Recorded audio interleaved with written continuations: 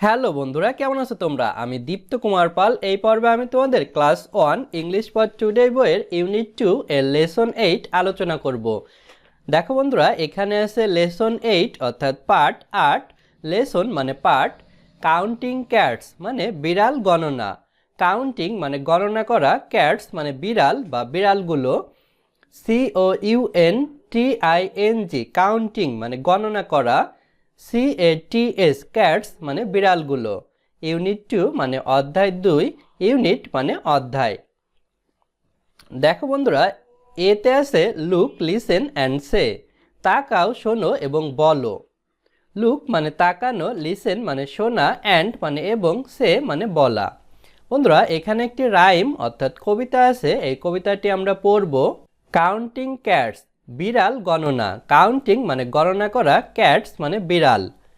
1 cat 2 cats একটি বিড়াল দুইটি বিড়াল, ব্রাউন ক্যাট হোয়াইট ক্যাট বাদামি বিড়াল সাদা বিড়াল। বন্ধুরা, 1 মানে 1, CAT ক্যাট মানে বিড়াল, 2 মানে 2, CATS ক্যাটস মানে বিড়ালগুলো।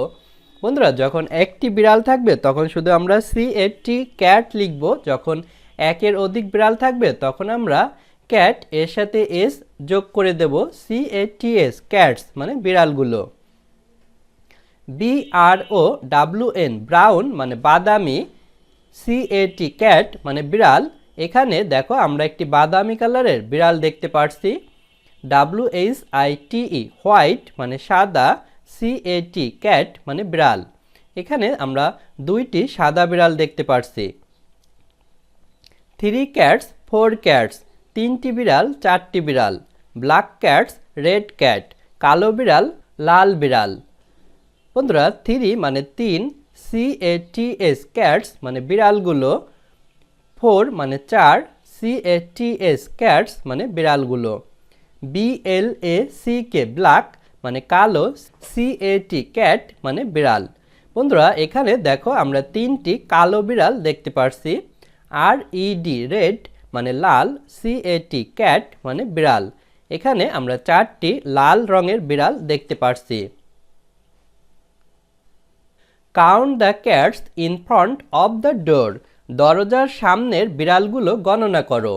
বন্ধুরা, COUNT কাউন্ট মানে গণনা করা, CATS ক্যাটস মানে বিড়ালগুলো, IN মানে ভিতরে, FRONT ফ্রন্ট মানে সামনে, OF অফ মানে এর, DOOR ডোর মানে দরজা।